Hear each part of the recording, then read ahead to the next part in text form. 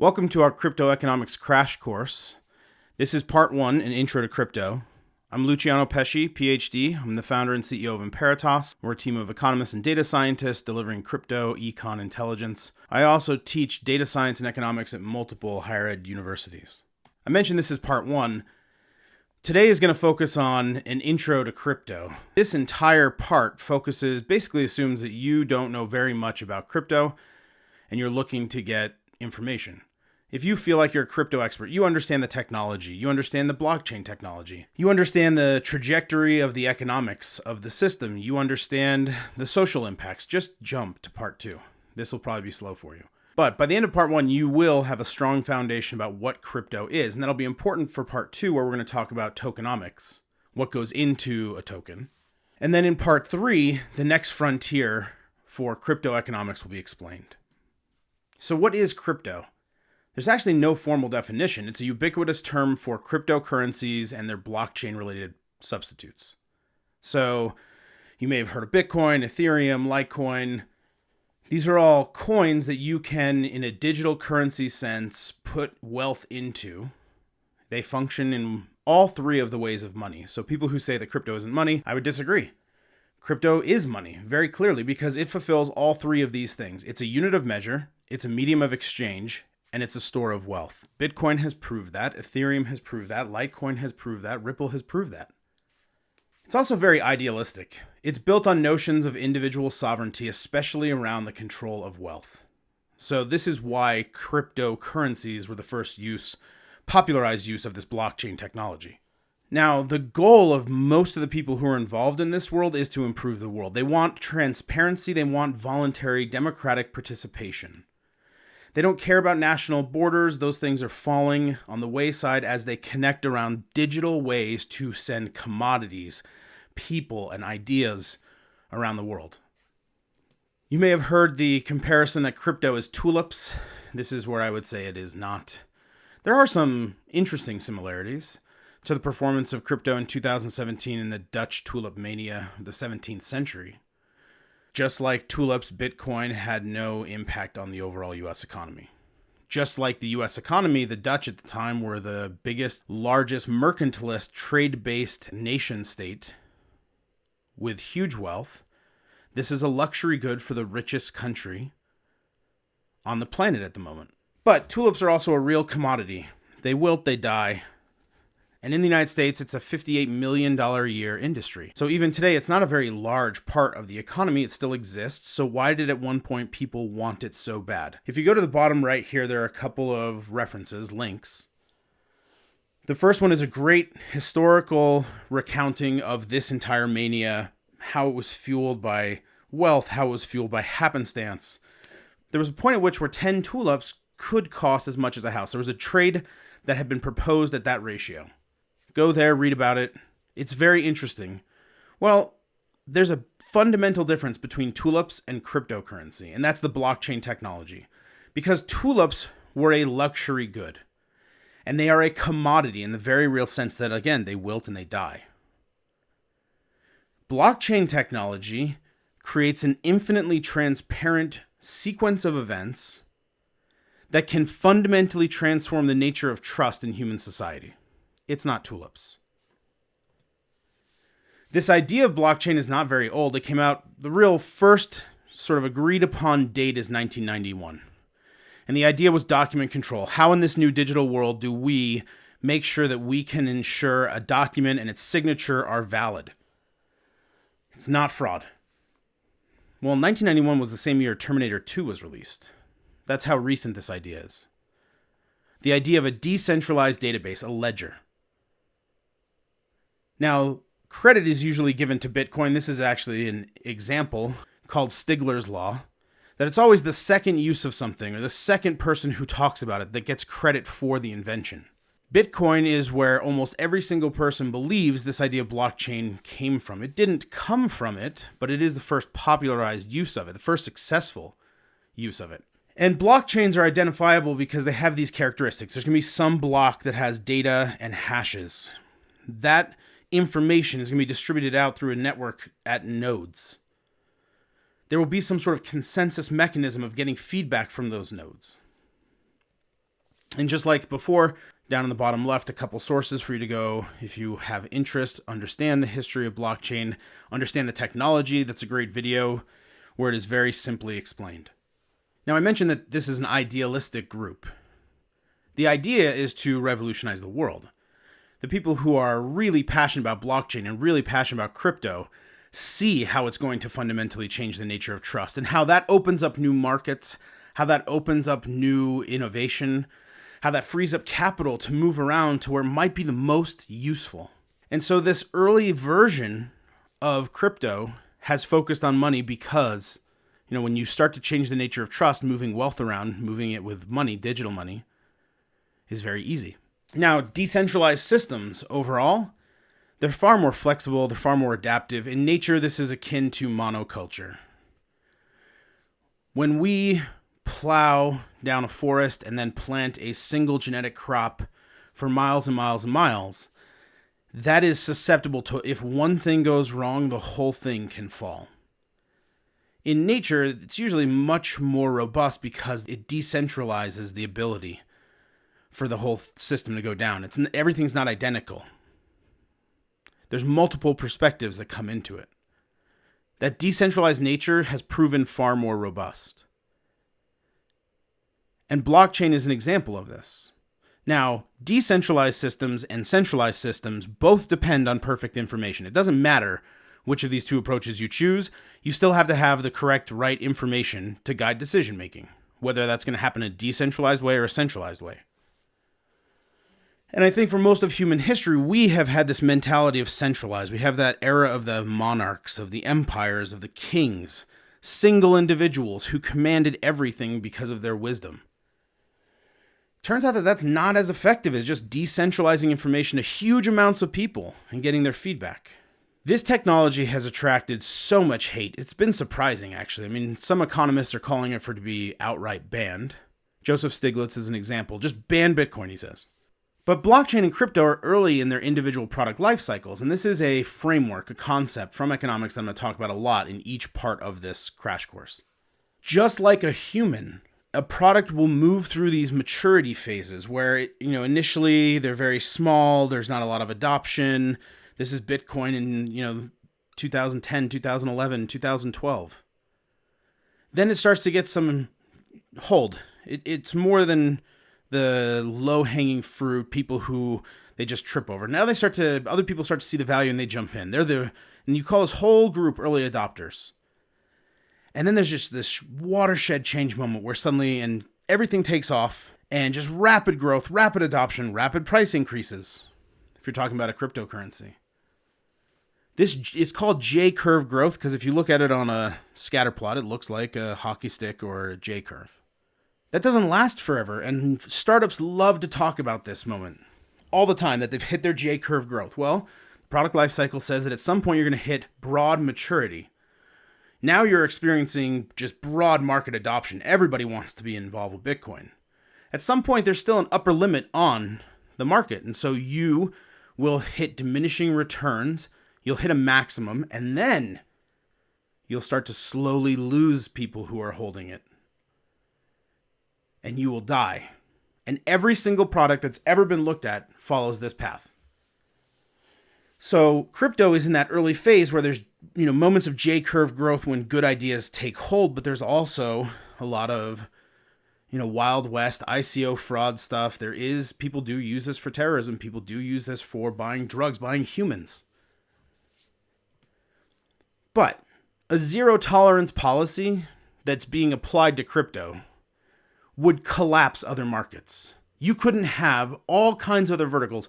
Hotels would go away because of sex work. Ports would go away because that's how drugs come in.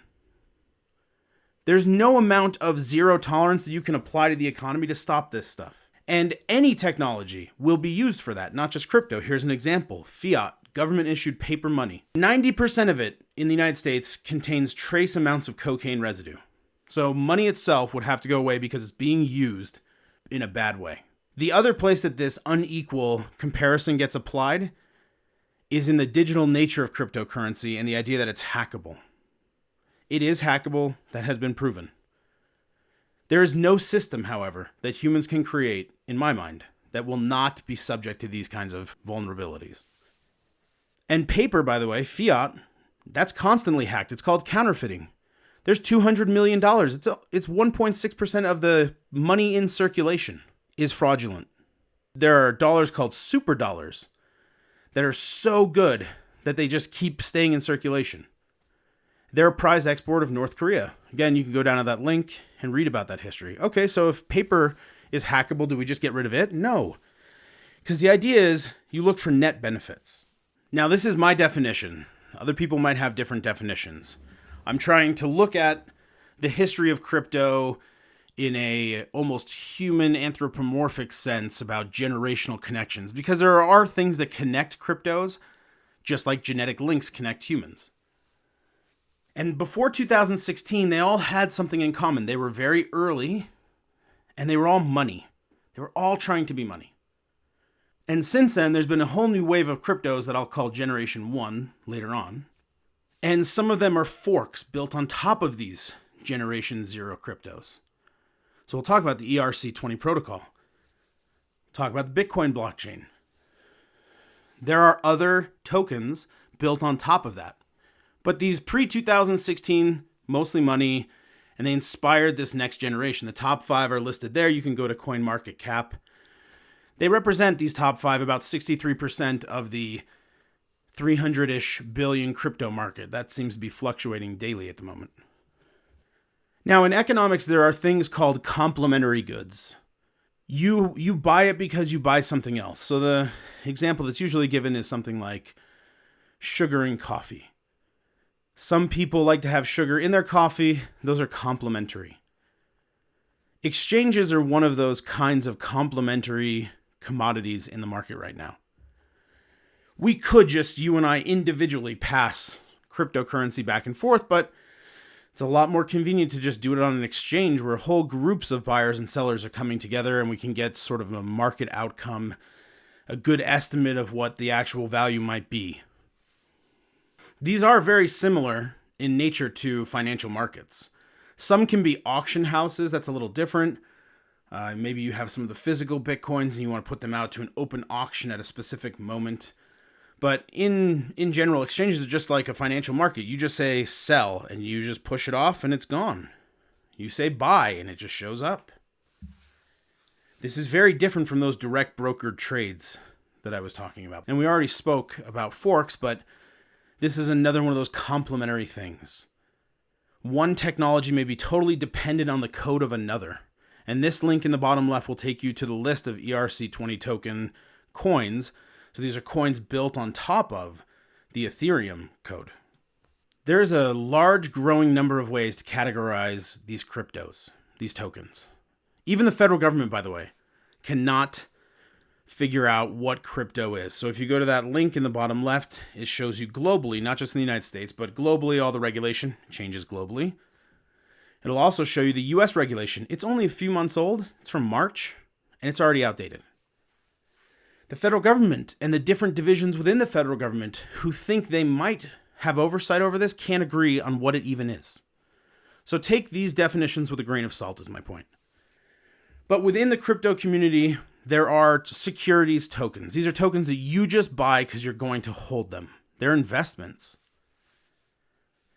And this is what has brought in a lot of the federal regulation, this mentality. And Bitcoin, some people, hodlers, right, who never want to sell their Bitcoin, never want to part with their Bitcoin, that seems more like a security than a monetary unit. And this gets to the second kind of definition, a utility token. It has a purpose, it has a function, a use, and that use is ongoing all the time.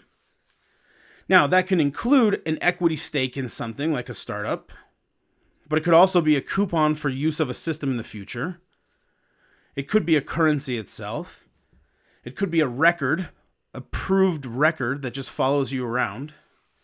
It has utility. You want to use it. You don't want to just hold it. Now, either of these can become store of value tokens. This is that hodler mentality. You just put all your wealth into these digital currencies and you just leave it there. You don't even necessarily care about a return on investment. You just want to be able to then pull it back out of that form so that your wealth doesn't get lost or confiscated or destroyed. Wallets are a place where you can keep control of these crypto tokens, which really comes down to access of your private key. And some people will not keep these private keys in any digital form whatsoever. It is written on paper and paper alone, and that is considered a cold wallet because it's not connected digitally to the internet. Now look at this definition, hot wallet, cold wallet. The key here is connection to the internet. So you can have digital cold wallets. You can have computers that are encrypted that you store all of this stuff on. All your wealth is stored on a laptop.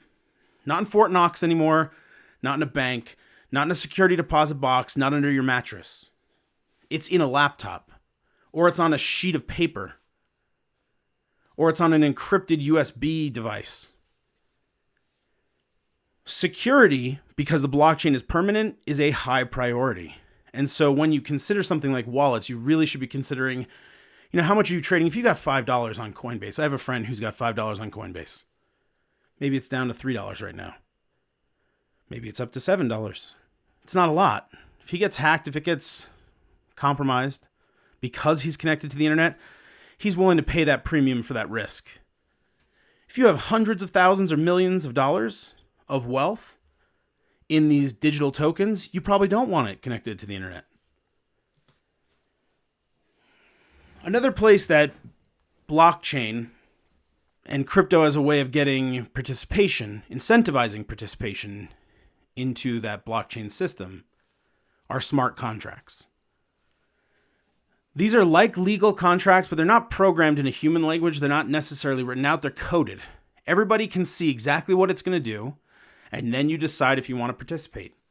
But once you decide to participate, it's done. The smart contract will happen based on whatever inputs and then outputs are set up to run. This creates a high level of transparency. It also has the potential to eliminate a huge number of legal disputes. But everything is not wonderful in the land of crypto. There are some things that are going on that in some ways, ironically, are not just both bad, but are bad and are inspired by government. So I call this the Fed mentality, the Fed thinking. This goes back to crypto's origins in a monetary form. If you're a monetary competitor for the dollar, then you're looking at the Fed because that's your competitor. And this is something that's lessening with the next generation, but even right now, it's still pretty bad. And here's an example of that bad thinking, airdrops. This is just the private sector version of the old economic metaphor of flying over a city and dumping money on it. Paper money, fiat. And then that money just stimulates the economy, was the idea. This is total Fed thinking in the private sector. Ultimately, the token has to have real value. The utility of it has to serve a real purpose. If it does, you shouldn't have to just give it away to get started. Now, from 2016 to the present, we're into this new generation, and I actually think we're about to watch another switch here. But Generation 1 is focused totally on this idea of utility. Most of the ICOs that were coming in, especially in 2017, they had a business component, a work function. They were using crypto in a different kind of way to try to avoid the securities definition. And founders, because they have had global participation, have been able to push legal definitions around ideas of utility. And when they do that, they are able to get real strong ideas through the system that add huge value. So we're back to the net benefit. Some might fail, but the ones that succeed are so transformative that on the whole, the cost-benefit economic analysis is, this was very worth doing. Now, following Bitcoin's example, almost every crypto is going to issue a white paper. And in that white paper, it will outline things like governance, tokenomics, the marketing strategy, the technical specifications. And a lot of that is covered in part 2 of the crash course coming up. Right now, there's about 2,000 white papers out there from cryptos that have been databased by this community. Go to the citation in the bottom left. There's an ongoing list. It's a pretty active community. And this is probably the best place to get a snapshot of the overall crypto ecosystem and what they think they are and what they're trying to do. There's a couple thousand papers written there explaining these ideas. So what's coming up next in the crash course? Part 2 is going to go into the details of a token and then explain this first attempt at economic analysis on these cryptos, which was called Tokenomics, and explain why it is not crypto economics, which will then segue to Part 3, the next frontier in crypto economics. If you want to keep talking about this stuff, I'd love to answer questions. Here's 4 ways to get a hold of me. Email is probably the best, but you've also got my Twitter, my LinkedIn, and our Telegram.